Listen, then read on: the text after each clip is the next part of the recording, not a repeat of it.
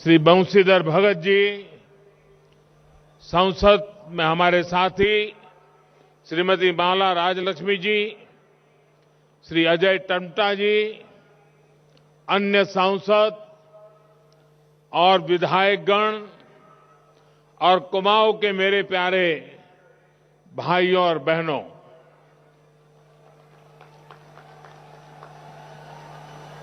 वहां जो ऊपर है वो सब सलामत है ना? आपको सुनाई देता होगा। आप इतनी बड़ी मात्रा में वहां, कभी डर लगता है आगे मत बढ़ना भाई। चारों तरफ सारे बिल्डिंग पर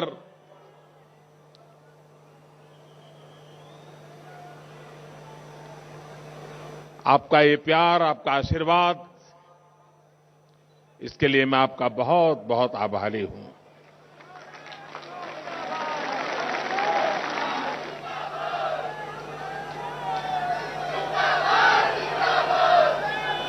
गोलजू की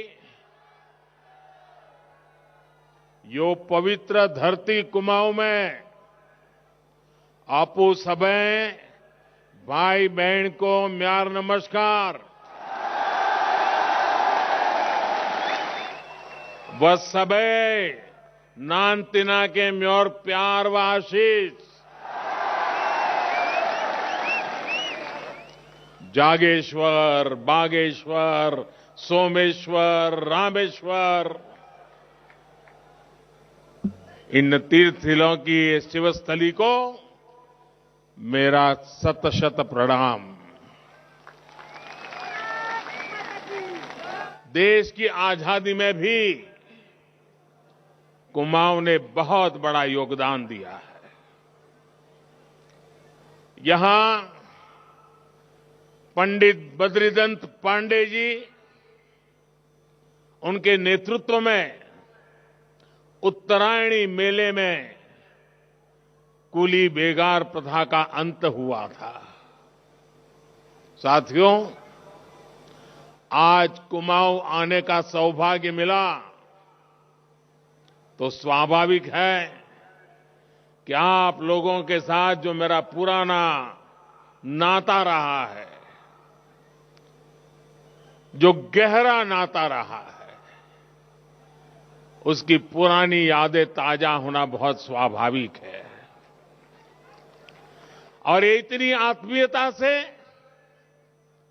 आपने जो आज उत्तराखंड की टोपी पहनाई है,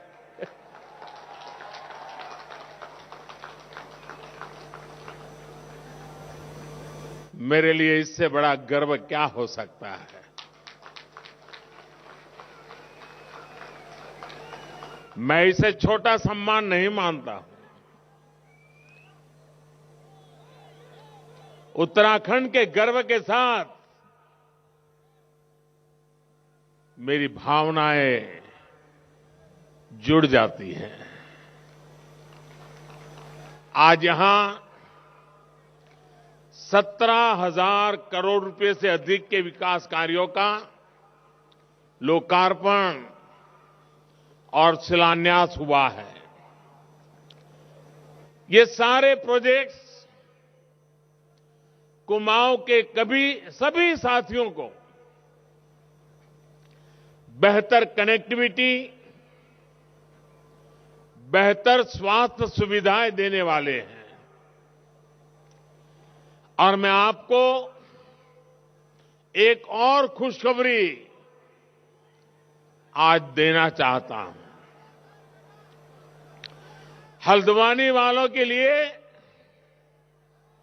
मैं नए साल की एक और सौगात लेकर आया हूं।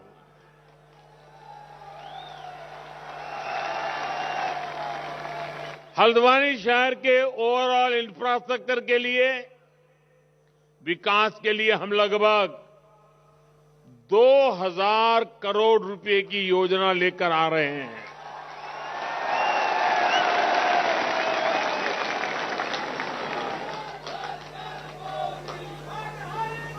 अब हल्द्वानी में पानी, सीवरेज, सड़क, पार्किंग, स्ट्रीट लाइट, सभी जगह पर अभूतपूर्व सुधार होगा। साथियों, इस दशक को उत्तराखंड का दशक बनाने के लिए तेज गति से ऐसे ही विकास कार्यों पर अनेक काम करने की जरूरत पर हमने जोर दिया है। और जब मैं कहता हूं कि ये उत्तराखंड का दशक है, तो ऐसे ही नहीं कह रहा हूं। ये जब मैं कह रहा हूं तो उसकी बहुत सारी वजह है। उत्तराखंड के लोगों का सामर्थ्य इस दशक को उत्तराखंड का दशक बनाएगा, ये मेरा पक्का विश्वास है।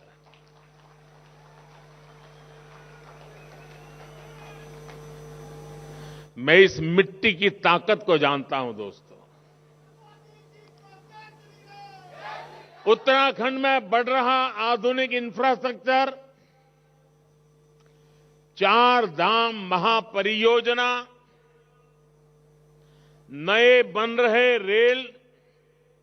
रेल के सारे रूट्स इस दशक को उत्तराखंड का दशक बनाएंगे। उत्तराखंड में बन रहे नए हाइड्रो प्रोजेक्ट्स उत्तराखंड की बढ़ रही औद्योगिक क्षमता इस दशक को उत्तराखंड का दशक बनाएगी। उत्तराखंड में टूरिज्म सेक्टर का हो रहा विकास पूरी दुनिया में योग के लिए बढ़ रहा आकर्षण वो उत्तराखंड की धरती पर ही खींच करके लाने वाला है। पर्यटकों के लिए बढ़ रही सुविधाएं, होम स्टे अभियान इस दशक को उत्तराखंड का दशक बना के रहने वाले हैं। उत्तराखंड में बढ़ रही प्राकृतिक खेती, नेचुरल फार्मिंग, यहां के हर्बल उत्पाद, कृषि क्षेत्र में भी यह दशक उत्तराखंड का होने वाला है। उत्तराखंड का दशक गौरवपूर्ण होने वाला है। आज की परियोजनाएं इन सब से जुड़ी हुई है। मैं उत्तराखंड के लोगों को आज हल्द्वानी की इस धरती से बहुत बहुत बधाई देता हूं। साथियों, हम तो जानते हैं, हिमालय की ताकत को जानते हैं। हम ये भी जानते हैं कि उत्तराखंड से कितनी ही नदियां निकलती है। आजादी के बाद से ही यहां के लोगों ने 2 धाराएं और देखी हैं। एक धारा है पहाड़ को विकास से वंचित रखो, और दूसरी धारा है पहाड़ के विकास के लिए दिन रात एक कर दो। पहली धारा वाले लोग आपको हमेशा विकास से वंचित रखना चाहते हैं। पहाड़ों पर सड़क, बिजली और पानी पहुंचाने के लिए जो मेहनत करनी थी, वो हमेशा इससे दूर भागते रहे। यहां के सैकड़ों गांवों की कितनी पीढ़ियां अच्छी सड़कों के अभाव में, अच्छी सुविधाओं के अभाव में ये हमारा प्यारा उत्तराखंड छोड़ करके कहीं और जाकर के बस गए।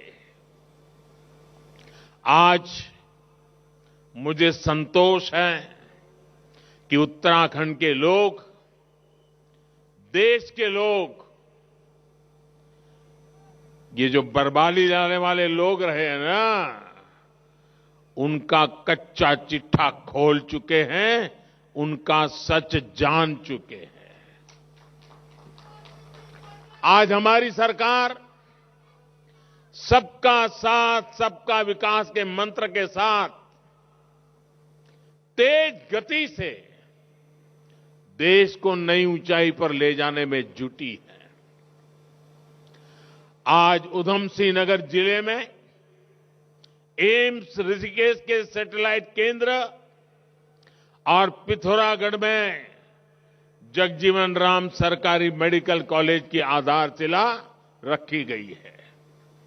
इन दोनों अस्पतालों से कुमाऊं और तराई क्षेत्रों के लोगों को बहुत मदद मिलेगी। अल्मोड़ा मेडिकल कॉलेज को भी जल्द शुरू करने के लिए तेजी से काम चल रहा है। उत्तराखंड में कनेक्टिविटी की जो बहुत बड़ी चुनौती रही है, उसे भी हम दूर करने का लगातार प्रयास कर रहे हैं।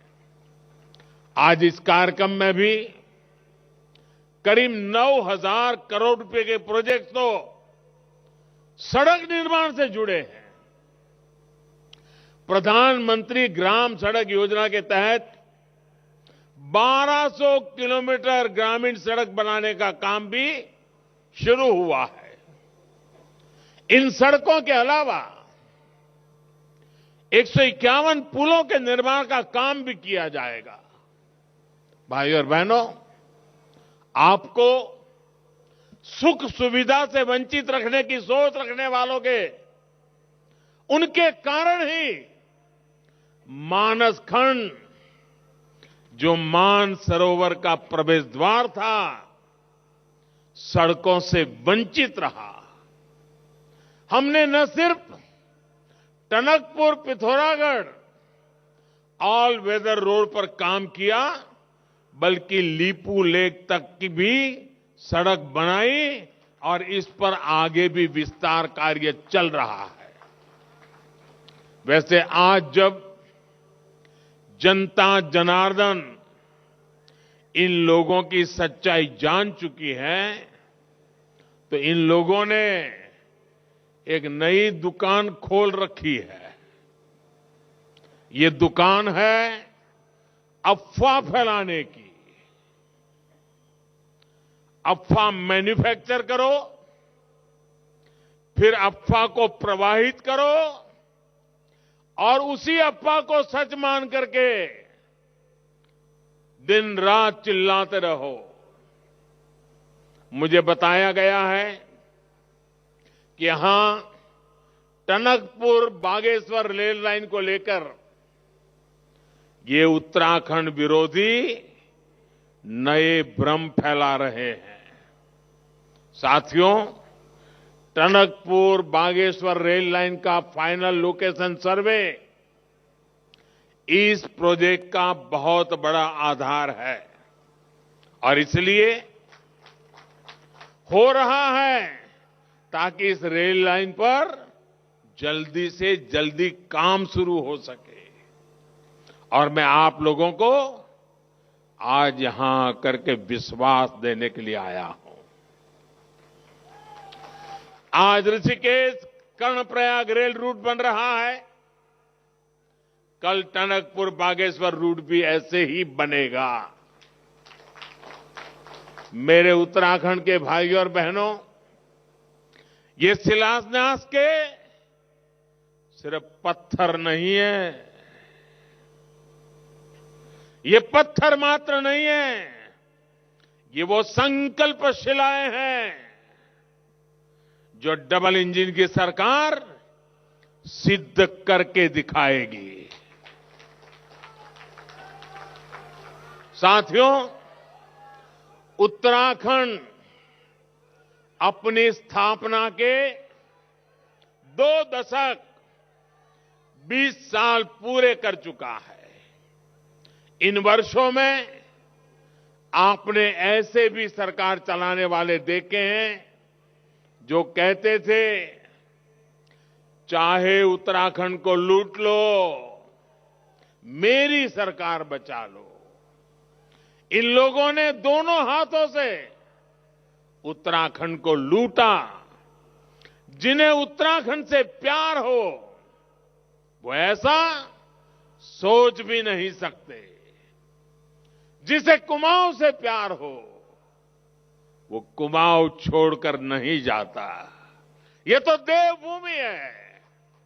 यहां के लोगों की सेवा करना, उत्तराखंड की सेवा करना, देवी देवताओं की सेवा करने के समान है। और इसी भावना से हमारी सरकार काम कर रही है। मैं स्वयं जी जान से जुटा हुआ हूं। पहले की असुविधा और अभाव को अब सुविधा और सद्भाव में बदला जा रहा है। उन्होंने आपको मूल सुविधाओं का अभाव दिया। हम हर वर्ग, हर क्षेत्र तक 100% बुनियादी सुविधाओं को पहुंचाने के लिए दिन रात एक कर रहे हैं। भाइयों बहनों, अभाव में रखने की राजनीति का सबसे अधिक नुकसान अगर किसी को भुगतना पड़ा है तो वो हमारी माताएं, हमारी बहनें, हमारी बेटियां हैं। रसोई में धुआं तो समस्या माताओं बहनों की, शौचालय नहीं तो दिक्कत सबसे ज्यादा बहनों बेटियों को, कच्ची छत की वजह से पानी टपका तो सबसे ज्यादा परेशानी मां को, बच्चे बीमार हुए, इलाज के पैसे नहीं, सुविधा नहीं, दिल सबसे ज्यादा दुखता है मां का। पानी के लिए सबसे ज्यादा परिश्रम और समय लगता है हमारी माताओं का, बहनों का। बीते 7 सालों में मातृशक्ति की इन समस्याओं को हमने जड़ से दूर करने का प्रयास किया है। जल जीवन मिशन, हर घर जल, हर घर नल से जल, ऐसा ही एक प्रयास है। 2 साल में इस मिशन के तहत देश के 5 करोड़ से अधिक परिवारों को पाइप से पानी दिया जा चुका है। आज भी जिन 70 से अधिक परियोजनाओं का शिलान्यास हुआ है, उससे 13 जिलों की बहनों का जीवन आसान होने वाला है। यही नहीं, हल्द्वानी और जगजीतपुर के आसपास के क्षेत्रों को भी पर्याप्त पानी का अब वो व्यवस्था भी, पीने का पानी, ये सुनिश्चित होगा। साथियों, जब हम किसी ऐतिहासिक स्थल पर जाते हैं तो वहां में बताया जाता है कि इस स्थान को इतने साल पहले बनाया गया था, ये इमारत इतनी पुरानी है। लेकिन दशकों तक देश का ये हाल रहा है कि बड़ी योजनाओं की बात आते ही हमारे यहां क्या कहा जाता है? हमारे यहां कहा जाता है, ये योजना इतने साल से अटकी है, ये प्रोजेक्ट इतने दशक से अधूरा है। पहले जो सरकार में रहे हैं, ये उनका परमानेंट ट्रेडमार्क रहा है। आज यहां उत्तराखंड में जिस लखवाड़ प्रोजेक्ट का काम शुरू हुआ है, उसका भी यही इतिहास है। आप सोचिए साथियों, उत्तराखंड में आज जो यहां लोग बैठे हैं, उनके 4 दशक बीत गए होंगे। ये बातें सुनते आए होंगे। आप जानकर के कथा भूल भी गए होंगे कि मसला क्या है। इस परियोजना के बारे में पहली बार 1976 में 76 में सोचा गया था।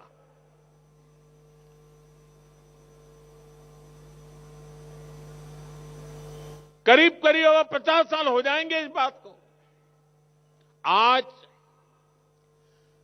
46 साल बाद, 46 साल बाद हमारी सरकार ने इसके काम का शिलान्यास किया है।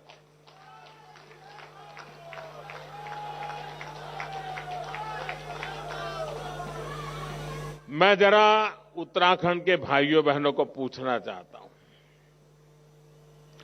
जो काम 1974 में सोचा गया, 46 साल लग गए,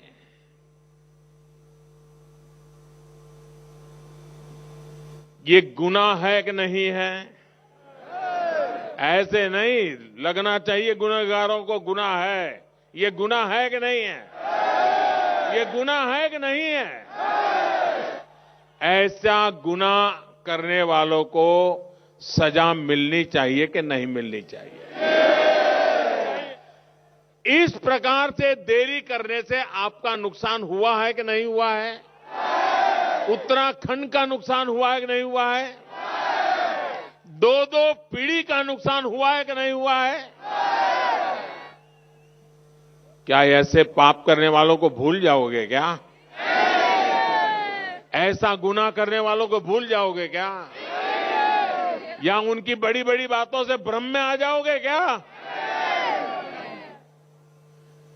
कोई देश सोच नहीं सकता ऐसा। करीब करीब 5 दशक तक एक योजना फाइलों में इधर से उधर लटकती रहे, हर चुनाव में वादे किए जाए। भाइयों बहनों, मेरा 7 साल का रिकॉर्ड देख लीजिए। खोज खोज करके ऐसी पुरानी चीजों को ठीक करने में मेरा टाइम जा रहा है।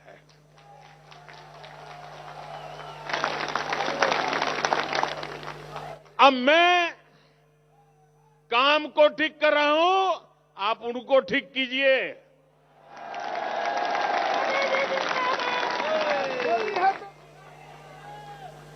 जो लोग पहले सरकार में थे, अगर उन्हें आपकी चिंता होती तो क्या ये परियोजना 4 दशक तक लटकती क्या? अगर उनका आपके प्रति प्यार था तो ये काम की ये दुर्दशा होती क्या? सच्चाई यही है कि जो पहले सरकार में थे, उन्होंने उत्तराखंड के सामर्थ्य की कभी परवाह नहीं की। परिणाम ये हुआ कि ना तो हमें पर्याप्त बिजली मिली, ना किसानों के खेतों को सिंचाई मिली, और देश की अधिकतर ग्रामीण आबादी को पाइप से शुद्ध पानी के अभाव में जिंदगी गुजारनी पड़ी। साथियों, बीते सालों से भारत अपने पर्यावरण की रक्षा भी कर रहा है और अपने प्राकृतिक सामर्थ्य का सही इस्तेमाल करने में भी जुटा है। आज जो प्रोजेक्ट शुरू हुए हैं, वो उत्तराखंड की पहचान पावर सरप्लस स्टेट के रूप में तो सशक्त करेंगे ही, यहां के किसानों को सिंचाई की पर्याप्त सुविधा भी देंगे। ये बिजली हमारे उद्योगों को मिलेगी, ये बिजली हमारे स्कूल कॉलेजों को मिलेगी, ये बिजली हमारे अस्पतालों को मिलेगी, ये बिजली हमारे हर परिवार को मिलेगी। साथियों, उत्तराखंड में गंगा यमुना का स्वास्थ्य यहां के लोगों के साथ ही देश की बहुत बड़ी आबादी की सेहत और समृद्धि पर प्रभाव डालता है। इसलिए गंगोत्री से गंगा सागर तक हम एक मिशन में जुटे हैं। शौचालय के निर्माण से, बेहतर सीवरेज सिस्टम से और पानी के ट्रीटमेंट की आधुनिक सुविधाओं से गंगा जी में गिरने वाले गंदे नालों की संख्या तेजी से कम हो रही है। आज भी यहां नमामि गंगे योजना के तहत उधमसिंह नगर, रामनगर, नैनीताल सीवर लाइन और सीवर ट्रीटमेंट प्लांट्स का लोकार्पण और शिलान्यास किया गया है। नैनीताल की जिस खूबसूरत झील की पहले किसी ने सूध नहीं ली, उसके संरक्षण के लिए भी अब काम किया जाएगा। साथियों, दुनिया में कोई भी जगह हो, वहां टूरिज्म तब तक नहीं बढ़ सकता जब तक वहां टूरिस्टों के लिए सहूलियत ना हो। जो पहले सरकार में रहे, उन्होंने इस दिशा में भी नहीं सोचा। आज उत्तराखंड में जो नई सड़कें बन रही हैं, जो सड़कें चौड़ी हो रही हैं, नए रेल रूट बन रहे हैं, वो अपने साथ नए टूरिस्ट को लेकर के आ देंगे। आज उत्तराखंड के प्रमुख स्थानों में जो रोपवे बन रहे हैं, वो अपने साथ दुनिया भर के टूरिस्टों को लेकर के आएंगे। आज उत्तराखंड में जो मोबाइल कनेक्टिविटी बढ़ रही है, जगह जगह नए टावर लग रहे हैं, वो अपने साथ टूरिस्ट लेकर के आएंगे। आज उत्तराखंड में जो मेडिकल सुविधाएं विकसित हो रही हैं, वो यहां आने वाले टूरिस्टों में भरोसा बढ़ाएगी। और इन सबका सबसे ज्यादा लाभ किसको होगा? इनका सबसे बड़ा लाभ उत्तराखंड के युवाओं को, हमारे पहाड़ के नौजवानों को होने वाला है। उत्तराखंड के लोग गवाह हैं कि जब केदारनाथ जी के दर्शन के लिए सुविधाएं बढ़ी, तो वहां जाने वाले श्रद्धालुओं की संख्या भी बढ़ गई, सारे रिकॉर्ड तोड़ दिए। इसी तरह आज देश देख रहा है कि काशी विश्वनाथ धाम के बनने के बाद वहां भी श्रद्धालुओं की संख्या दिनों दिन बढ़ रही है। यहां कुमाऊं में भी जागेश्वर धाम, बागेश्वर जैसे पवित्र स्थल है, इनका विकास इस क्षेत्र में विकास की नई संभावनाएं बनाएगा। केंद्र सरकार ने नैनीताल के देवस्थल पर भारत की सबसे बड़ी ऑप्टिकल टेलीस्कोप भी स्थापित की है। इससे देश विदेश के वैज्ञानिकों को नई सुविधा तो मिली है, इस क्षेत्र को पहचान भी मिली है। साथियों, आज विकास की योजनाओं में जितना पैसा डबल इंजन की सरकार खर्च कर रही है, उतना पहले कभी नहीं हुआ।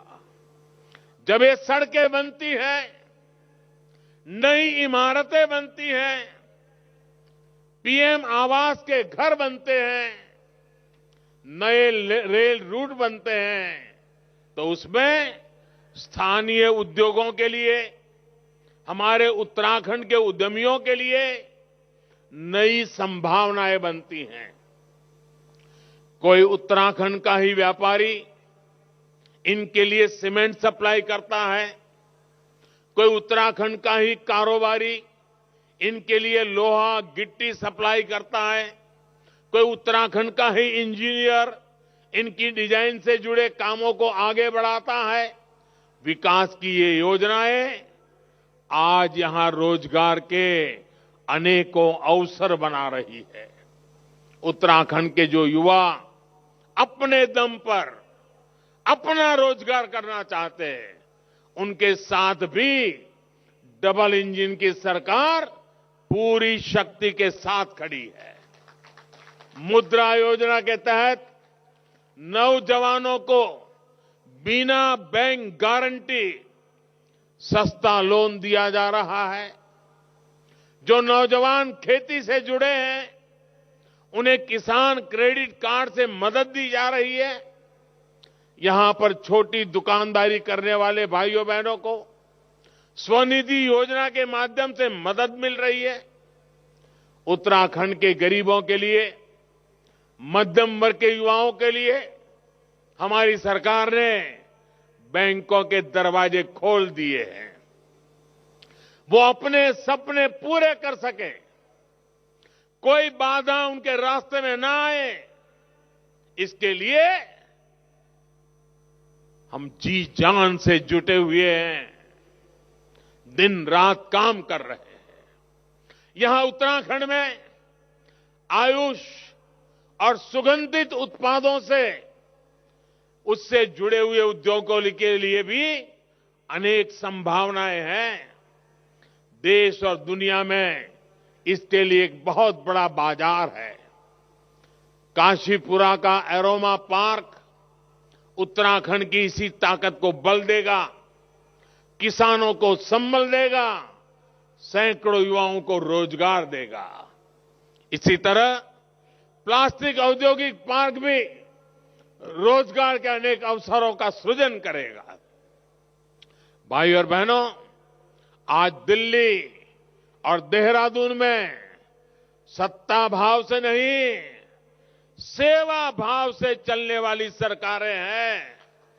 पहले की सरकारों ने सीमावर्ती राज्य होने के बावजूद कैसे इस क्षेत्र की अनदेखी की। ये राष्ट्र रक्षा के लिए संतानों को समर्पित करने वाली कुमाऊं की वीर माताएं भूल नहीं सकती है। कनेक्टिविटी के साथ साथ राष्ट्रीय सुरक्षा के हर पहलू को अनदेखा किया गया। हमारी सेना, हमारे सैनिकों को सिर्फ और सिर्फ इंतजार ही कराया गया।